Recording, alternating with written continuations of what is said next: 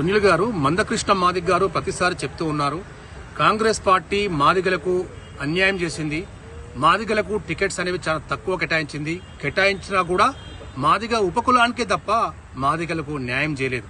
కాబట్టి ఒక కడియం కావ్య విషయం కాదు, కాంగ్రెస్ పార్టీని పూర్తి స్థాయిలో అన్ని స్థానాల్లో ఓడించాలని చెప్పి ఘాటుగా స్పందిస్తున్నారు.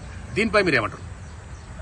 నేను మా కృష్ణన్నకి సందర్భంగా ఒక విషయం గుర్తు చేయదలుచుకున్నా. అన్న, మన సొంత పార్టీని కాదనుకొని ఇవాళ పరాయి పార్టీల కోసం ఘాటైన విమర్శలు చేయాల్సినటువంటి అవసరం లేదు. మీరు అన్నట్టు కాంగ్రెస్ పార్టీ టికెట్ల కేటాయింపులో, గత అసెంబ్లీ టికెట్ల కేటాయింపులో సమన్యాయం చేసినటువంటి విషయం మీకు తెలుసు. ఇప్పుడు పార్లమెంట్ ఎన్నికలలో కారణాలు ఏమైనప్పటికీ టికెట్లు కేటాయించలేదు. కేటాయించని కారణంగా మన జాతి బాధలో ఉన్నటువంటి వాస్తవం.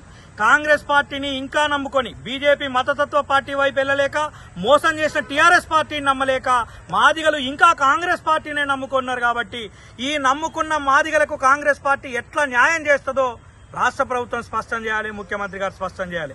మేము ఇప్పుడు కూడా కాంగ్రెస్ పార్టీ గెలుపు కోసం పనిచేస్తామని మాదిగ కార్యకర్తలు, కాంగ్రెస్ లో ఉన్నటువంటి మాదిగ శ్రేణులు, వాళ్ళ మనసులో బాధ ఉన్న మనువాదులకు అవకాశం ఇవ్వద్దనేటువంటి ధోరణిలో బాధను పక్కకు పెట్టి కాంగ్రెస్ పార్టీ గెలుపు కోసం సైనికులుగా పనిచేస్తున్నారు. వీళ్లను కాపాడుకోవాల్సినటువంటి బాధ్యత తప్పకుండా కాంగ్రెస్ పార్టీ మీద ఉన్నది.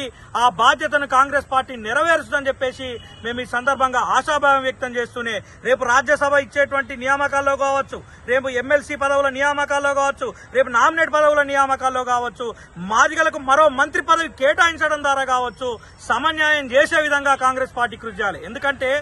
ఎందుకంటే మనువాద పార్టీలను నమ్మలేం, ఎందుకంటే మోసం చేసి టీఆర్ఎస్ నమ్మలేం. కాబట్టి కాంగ్రెస్ పార్టీని నమ్ముతున్నాం, నమ్మినోళ్లను కాపాడుకోవాల్సినటువంటి బాధ్యత ఆ పార్టీ మీద ఉందని చెప్పి సందర్భంగా కోరుతున్నాం.